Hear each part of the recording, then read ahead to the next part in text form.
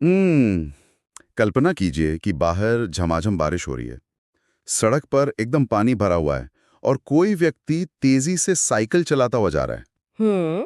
और साइकिल के पहिए लगातार घूम रहे हैं। बिल्कुल। नीचे से कीचड़, गंदा पानी और कंकड़ पूरी रफ्तार से ऊपर की ओर उछल रहे हैं। लेकिन उस साइकिल चलाने वाले के कपड़े बिल्कुल साफ रहते हैं। हाँ, क्योंकि सारा कीचड़ रुक जाता है। सही कहा। इस पूरी सुरक्षा का श्रेय साइकिल के एक बेहद मामूली और साधारण से दिखने वाले पुर्जे को जाता है, जिसे हम मडगार्ड कहते हैं। मडगार्ड, हाँ। धातु या प्लास्टिक का एक घुमावदार टुकड़ा, जिसे शायद ही हम कभी दूसरी बार मुड़ के देखते हैं। सच कहूं तो ये एक ऐसी चीज है जिसे देखकर कोई भी सोच सकता है कि यार, इसमें इतना जटिल या तकनीकी क्या हो सकता है। ये तो बस प्लास्टिक का एक कवर ही तो है। ये बहुत ही स्वाभाविक सी सोच है। मतलब हम अक्सर अपने आसपास की चीजों को उनकी बाहरी सादगी से तौलते हैं। बाहर से देखने पर मडगार्ड सिर्फ एक भौतिक ढाल या शील्ड की तरह लगता है। जिसका काम केवल कीचड़ रोकना है। राइट, बिल्कुल। लेकिन अगर हम उस प्लास्टिक या धातु के टुकड़े की सतह के थोड़ा और नीचे जाएं, हम्म। उसके निर्माण की दुनिया में झांकें, तो हमें पता चलेगा कि ये केवल एक साधारण पुर्जा नहीं है। अच्छा। हाँ, वास्तव में ये उपभोक्ता सुरक्षा, बेहतरीन इंजीनियरिंग, सख्त मानकों और एक बेहद जटिल नियामक ढांचे का एक बहुत महत्वपूर्ण हिस्सा है। और ये ही हमारे आज के इस विस्तृत विश्लेषण का मुख्य विषय है।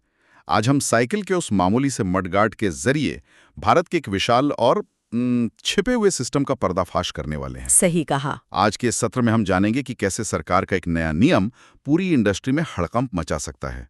हम जिस स्रोत सामग्री की तह तक जाने वाले हैं वो है साइकिल मडगार्ड के लिए भारत सरकार द्वारा लाया गया नया BIS मानक, जिसे IS 6218-2025 कहा जाता है। हाँ, IS 6218-2025। तो आज का हमारा मिशन इस बात की गहराई तक जाना है कि कैसे साइकिल के एक इतने साधारण से पुर्जे के लिए भी कड़े सरकारी नियम बनाए जाते हैं। और इससे भी ज्यादा चौंकाने वाली बात यह है कि कैसे इन नियमों के इर्द गिर्द एक पूरा का पूरा अनुपालन उद्योग पनपता है। बिल्कुल, व्यवसाय या मैन्युफैक्चरिंग जगत को करीब से समझने की चाह रखने वाले सीखने वालों के लिए ये चर्चा बहुत महत्वपूर्ण होने वाली है। हाँ, और उन जिज्ञासु मनों के लिए भी जो ये जानना चाहते हैं कि हमारे रोजमर्रा के उत्पाद कैसे सुरक्षित बनते हैं। ये हमें दिखाती है कि कैसे एक सरकारी राजपत्र में छपा हुआ कोई नियम केवल कागज तक सीमित नहीं रहता, सही बात है। बल्कि वो कारखानों के काम करने के तरीके, उनकी सप्लाई चेन और यहाँ तक कि मार्केटिंग की रणनीतियों को पूरी तरह से बदल कर रख देता है। ठीक है, तो आइए इसे विस्तार से समझते हैं। जब मैंने पहली बार इस नए नियम के बारे में हमारी स्रोत सामग्री में पढ़ा, तो मेरी स्वाभाविक प्रतिक्रिया बहुत हैरानी वाली थी। हैरानी क्यों? मेरा मतलब है, हम एक मडगार्ड के बारे में बात कर रहे हैं। ये साइकिल का कोई बहुत जटिल गियर बॉक्स या ब्रेकिंग सिस्टम तो है नहीं। वो तो है। ये कोई ऐसा इलेक्ट्रॉनिक इंजन भी नहीं है जिसमें शॉर्ट सर्किट होने का खतरा हो और आग लग जाए। फिर एक मडगार्ड पर BIS का इतना सख्त मानक क्यों? ये कुछ कुछ वैसा ही है जैसे कोई किसी बहुत ही साधारण सी डिश, जैसे उबले हुए चावल पकाने के लिए मिशेलिन स्टार शेफ के स्तर के नियम लागू कर दे। ये एनालॉजी काफी दिलचस्प है। तो मतलब ये मानक आखिर निर्माताओं से क्या मांग रहा है? यहाँ जो बात सबसे आकर्षक है वो ये है कि हम अक्सर किसी पुर्जे के खराब होने या फेल होने के परिणामों को कम आंकते हैं। सरकार या BIS सिर्फ ये नहीं सोचती हैं कि पुर्जा क्या काम करता है। तो वो क्या सोचते हैं? वो ये सोचते हैं कि अगर ये पुर्जा टूट गया तो क्या होगा। हमारी स्रोत सामग्री, जो कि एक YouTube वीडियो की स्क्रिप्ट है, वो स्पष्ट करती है कि ये मानक साइकिल मडगार्ड की गुणवत्ता और स्थायित्व सुनिश्चित करने के लिए लाया गया है। और ये सिर्फ कोई सुझाव नहीं है, राइट? बिल्कुल नहीं, ये केवल एक सलाह नहीं है। ये निर्माताओं, OEM आपूर्तिकर्ताओं और साइकिल के पुर्जे बेचने वाले व्यापारियों पर समान रूप से लागू होता है। अच्छा, आपने बीच में एक शब्द इस्तेमाल किया, OEM आपूर्तिकर्ता। मैं चाहता हूं कि हम इसे थोड़ा स्पष्ट कर दें ताकि सुनने वालों के लिए कोई भ्रम न रहे। जरूर। OEM यानी ओरिजिनल इक्विपमेंट मैन्युफैक्चरर। इसे सरल भाषा में समझे तो ये वो बड़ी कंपनियां हैं जो पूरी साइकिल असेंबल करके अपने ब्रांड के नाम से बेचती हैं। जैसे हीरो, एटलस या हरक्यूलिस जैसी कंपनियां? बिल्कुल। ये कंपनियां साइकिल का हर एक पुर्जा खुद नहीं बनाती। वे मडगार्ड, पेडल या घंटी जैसी चीजें छोटे सप्लायर से खरीदती हैं।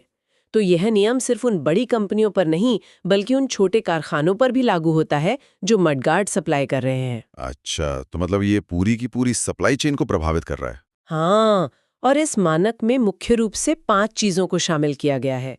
सामग्री की गुणवत्ता, जंग प्रतिरोध, मजबूती और प्रतिधारण प्रदर्शन, आयामी सटीकता और मार्किंग व पहचान। बाबरे, ये तो काफी लंबी लिस्ट है। क्या हम इन्हें थोड़ा और खोल सकते हैं? जैसे आयामी सटीकता या डायमेंशनल एक्यूरेसी का एक मडगार्ड के संदर्भ में क्या मतलब है? मैं बताती हूँ। क्या मडगार्ड में मिलीमीटर नापने की जरूरत होती है? अगर हम इसे उस पहिए के दृष्टिकोण से समझें जो सड़क पर लगातार तेजी से घूम रहा है, तो इसका महत्व समझ में आता है। अच्छा। मडगार्ड साइकिल के पहिए और टायर के बहुत ही करीब लगा होता है। इन दोनों के बीच की दूरी बहुत कम होती है। हाँ, वो तो है। तो यदि डायमेंशन की एक्यूरेसी में कुछ मिलीमीटर की भी चूक हो जाए या उसका घुमाव टायर के घुमाव से बिल्कुल सटीक मैच न करे तो क्या होगा? मडगार्ड लगातार टायर से रगड़ खा सकता है। बिल्कुल। और इससे न केवल टायर जल्दी घिसेगा, बल्कि रगड़ के कारण साइकिल चलाने वाले का संतुलन भी बिगड़ सकता है। अरे हाँ, तो ये सिर्फ दिखने की बात नहीं है, ये सीधे तौर पर परफॉर्मेंस की बात है। और वो जो मजबूती और प्रतिधारण प्रदर्शन वाला बिंदु है, उसका क्या मतलब है? प्रतिधारण प्रदर्शन या रिटेंशन परफॉर्मेंस का सीधा सा मतलब है कि क्या वो मडगार्ड धक्के लगने पर अपनी जगह पर टिका रहता है या नहीं। मतलब भारतीय सड़कों के गड्ढों और झटकों की बात हो रही है। एकदम सही। भारतीय सड़कों के लगातार होने वाले कंपन को याद कीजिए। यदि मडगार्ड कमजोर प्लास्टिक या पतली धातु का बना है तो उन झटकों से उसमें दरार आ जाएगी। और कल्पना कीजिए कि कोई व्यक्ति ढलान पर तेजी से साइकिल चला रहा है और अचानक उसका मडगार्ड टूटकर नीचे गिर जाता है। बाप रे। और वो आगे वाले पहिए की तीलियों में बुरी तरह फंस जाता है। ओहो, तब तो पहिया तुरंत जाम हटेगा, साइकिल वहीं पलट जाएगी। बिल्कुल। अच्छा, मतलब कि सिर्फ कीचड़ रोकने का मामला नहीं है। अगर वो टूटकर टायर में फंसा तो ये सीधा एक भयानक एक्सीडेंट है। अब मुझे समझ आ रहा है कि सरकार इस साधारण से पुर्जे के लिए इतनी गंभीर क्यों है। सही निष्कर्ष है। और इसीलिए जंग प्रतिरोध का बिंदु भी इस मानक में इतनी प्रमुखता से रखा गया है। लोगे वाले मडगार्ड के लिए। हाँ, क्योंकि धातु के मडगार्ड्स बारिश और नमी का सामना करते हैं। अब लैब में ये कैसे टेस्ट होता है पता है? कैसे? निर्माता को ये साबित करना होता है कि उसका मडगार्ड जंग नहीं खाएगा। इसके लिए BIS मान्यता प्राप्त लैब में मडगार्ड को एक सॉल्ट स्प्रे चैम्बर में रखा जाता है। सॉल्ट स्प्रे चेंबर मतलब नमक के पानी का चेंबर? हाँ, ये एक ऐसी मशीन है जो मडगार्ड पर लगातार खारे पानी की धुंध फेंकती है। अरे वाह। ताकि कुछ ही घंटों में सालों की नमी का असर देखा जा सके। यदि मडगार्ड में सही कोटिंग नहीं है तो वो जंग खा जाएगा। और जंग लगने से धातु अंदर से खोखली और कमजोर हो जाती है। बिल्कुल। और फिर से उसके टूटने और तीलियों में फंसने का खतरा पैदा हो जाता है। यानी सरकार ये सुनिश्चित कर रही है कि उत्पाद केवल शोरूम में दिखने में अच्छा ना हो, बल्कि वो सड़क पर टिकाऊ, सुरक्षित और मानकीकृत हो। एकदम सही। ठीक है, नियम तो बन गए, लेकिन असली चुनौती तब शुरू होती है जब कोई निर्माता इन्हें लागू करने जाता है या फिर जब वो इन्हें नजरअंदाज करता है। हाँ, अनुपालन का प्रभाव। यहीं पर बात सच में बहुत दिलचस्प हो जाती है। क्या सरकार रातों रात फैक्ट्रियां बंद कर देगी? हमारी स्रोत सामग्री ये स्पष्ट करती है कि ये मानक जल्द ही अनिवार्य होने वाला है। और अनिवार्य होने का सीधा मतलब है करो या मरो। अनिवार्य होने का मतलब ही यही है कि आपके पास कोई दूसरा विकल्प नहीं है। और बिजनेस टू बिजनेस मार्केटिंग में इस बात को कैसे पेश किया जाता है, ये देखना बहुत दिलचस्प है। हाँ, वीडियो स्क्रिप्ट में इसका बहुत अच्छे से इस्तेमाल किया गया है। बिल्कुल। कंसल्टेंसी एजेंसियां अपनी मार्केटिंग में सीधे तौर पर डर का इस्तेमाल करती हैं।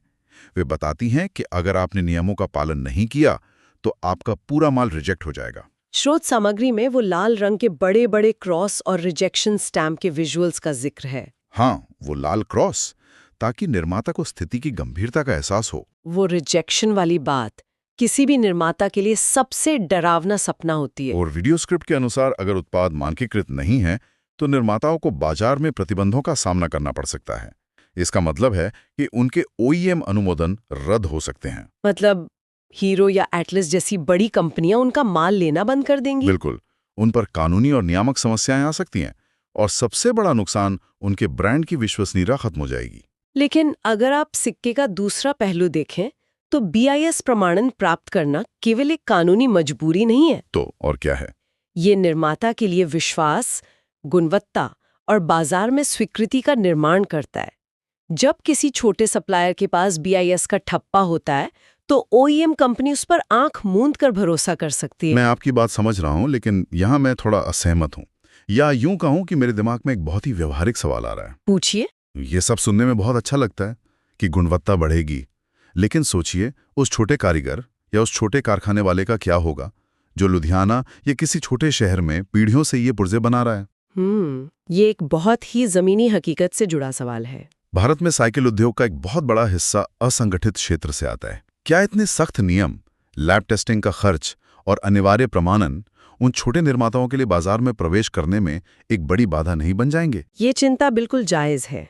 क्या ये नियम सिर्फ बड़े खिलाड़ियों को फायदा नहीं पहुंचाएगा और छोटे लोगों को कुचल नहीं देगा? देखिए, जब भी कोई नया नियामक ढांचा लागू होता है तो अल्पकाल में वो एक बड़े झटके की तरह ही महसूस होता है, विशेषकर छोटे पैमाने के उद्योगों के लिए। हाँ, क्योंकि उनके पास ना तो कागजी कार्रवाई के लिए अलग से कोई टीम होती है और ना ही महंगे लैब टेस्ट करवाने के लिए अतिरिक्त पूंजी। बिल्कुल, उनके लिए ये अनुपालन एक वास्तविक और बहुत बड़ी चुनौती है।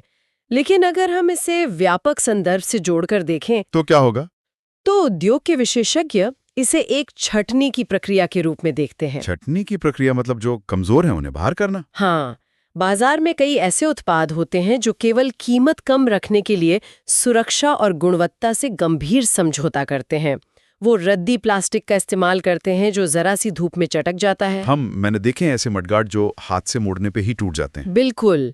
जब कोई मानक अनिवार्य हो जाता है तो ये तय करता है कि बाजार में जो भी उत्पाद पहुंचेगा वो कम से कम एक न्यूनतम सुरक्षा रेखा के ऊपर होगा। तो लंबी अवधि में ये पूरे भारतीय साइकिल उद्योग के लिए फायदेमंद है। हाँ, जो ब्रांड इस बदलाव को अपनाएंगे और BIS प्रमाणित होंगे वो स्वाभाविक रूप से OEM और ग्राहकों का विश्वास जीतेंगे। संतुलित तर्क है, लेकिन फिर भी उस छंटनी की प्रक्रिया में काफी दर्द छिपा है। खैर, अगर हम ये मान भी लें कि एक निर्माता गुणवत्ता सुधार करने के लिए तैयार है, तो वो वास्तव में ये प्रमाण पत्र प्राप्त कैसे कर सकता है? और यहीं पर पूरी प्रक्रिया सामने आती है। ये वही जगह है जहां मुझे लगता है कि सैद्धांतिक नियम एक बहुत ही व्यवहारिक और कभी-कभी डराने वाली नौकरशाही से टकराते हैं। सही कहा। हमारी स्रोत सामग्री इस BIS प्रमाणन प्रक्रिया के 5 बहुत ही स्पष्ट चरण बताती है। वो 5 चरण क्या हैं? पहला, दस्तावेजीकरण। दूसरा, BIS मान्यता प्राप्त प्रयोगशालाओं में परीक्षण। तीसरा, मानक पोर्टल पर आवेदन दाखिल करना। अच्छा, मानक पोर्टल। हाँ। चौथा, फैक्ट्री निरीक्षण।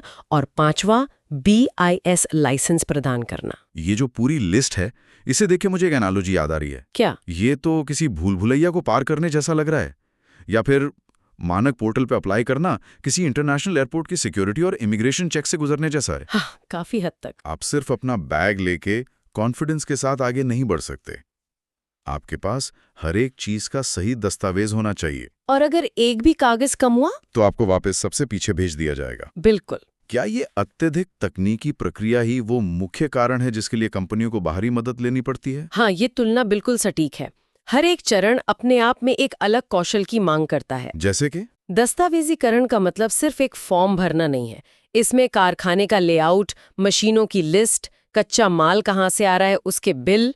बाप रे, इतनी सारी चीजें। हाँ, और आपके इन हाउस टेस्टिंग उपकरणों के कैलिब्रेशन सर्टिफिकेट भी शामिल होते हैं। मतलब ये साबित करना होता है कि आप रोज एक ही क्वालिटी बना सकते हैं। और फिर वो लैब टेस्टिंग वाला चरण। हाँ, आप अपना मडगार्ड खुद टेस्ट करके नहीं कह सकते कि ये मजबूत है।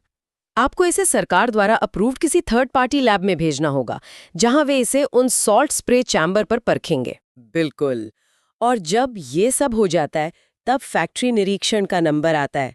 ये कोई साधारण विजिट नहीं होती। तो क्या होता है इसमें?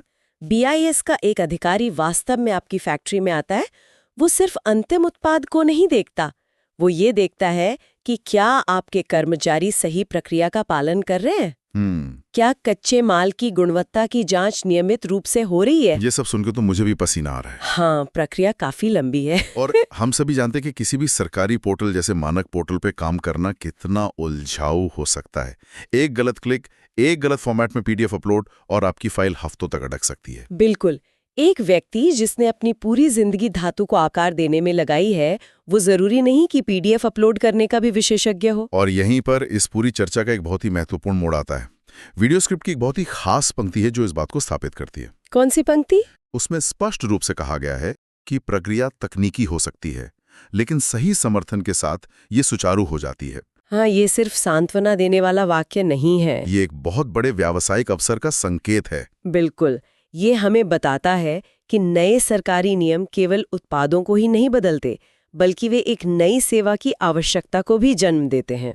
तो इस सब का असल मतलब क्या है? मतलब ये है कि नियमों की इस सख्ती ने एक खालीपन पैदा कर दिया है जिसे भरने के लिए बाहरी मदद की जरूरत है। और यहीं पर इस YouTube स्क्रिप्ट का असली मकसद सामने आता है।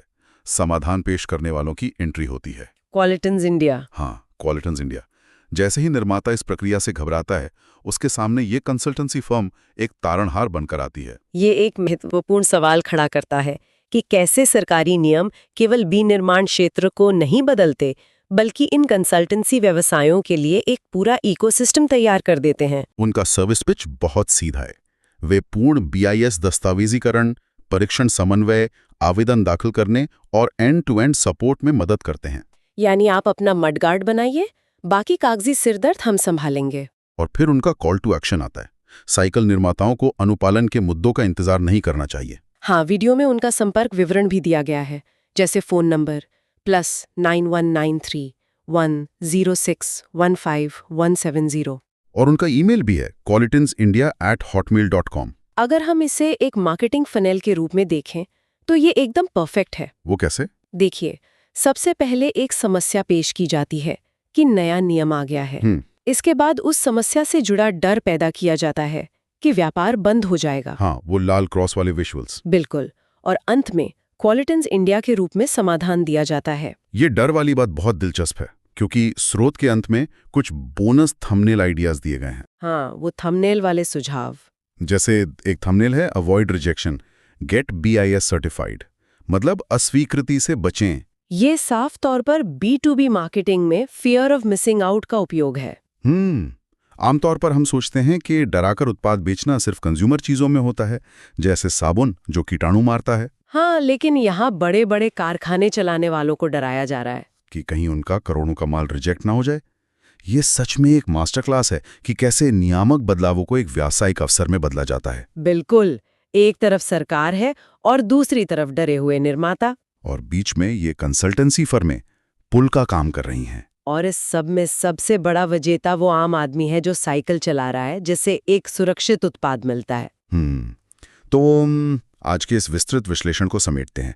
हमने एक साइकिल मडगार्ड की साधारण सी लगने वाली दुनिया से शुरुआत की थी। हाँ, और IS 6218-2025 के कड़े मानकों को समझा। इंडिया जैसी वन स्टॉप समाधान कंपनियों के लिए रास्ता खोला है। जानकारी को गहराई से समझने वाले हमारे श्रोताओं के लिए ये दर्शाता है कि हमारे आसपास के सबसे बुनियादी उत्पादों के पीछे भी मार्केटिंग और सरकारी मानकों की एक छिपी हुई दुनिया होती है। बिल्कुल सही। कोई भी चीज उतनी साधारण नहीं होती जितनी दिखती है। और इसी विचार के साथ मैं आज के सत्र का अंत एक सोचने पर मजबूर करने वाले सवाल के साथ करना चाहूंगा। क्या सवाल है? आज हमने सिर्फ मडगार्ड की बात की, एक साधारण सा पुर्जा जो हमें कीचड़ से बचाता है। लेकिन जरा सोचिए, एक पूरी साइकिल में पैडल, चेन, ब्रेक और गियर जैसे 50 से अधिक अलग अलग पुर्जे होते हैं। 50 से भी ज्यादा। अगर सिर्फ एक मडगार्ड के लिए इतनी सख्त प्रयोगशाला परीक्षण, भारी नौकरशाही और कंसल्टेंसी की जरूरत है, तो उस पूरी साइकिल को बनाने के पीछे नियमों और अदृश्य व्यवसायों का कितना बड़ा और जटिल जाल बिछा होगा। ये तो सच में सोचने वाली बात है। अगली बार जब कोई साइकिल सड़क पर दौड़ती हुई दिखे, तो उसके पुर्जों को नहीं, बल्कि उसके पीछे के उस अदृश्य प्रमाणीकरण साम्राज्य के बारे में जरूर सोचिएगा।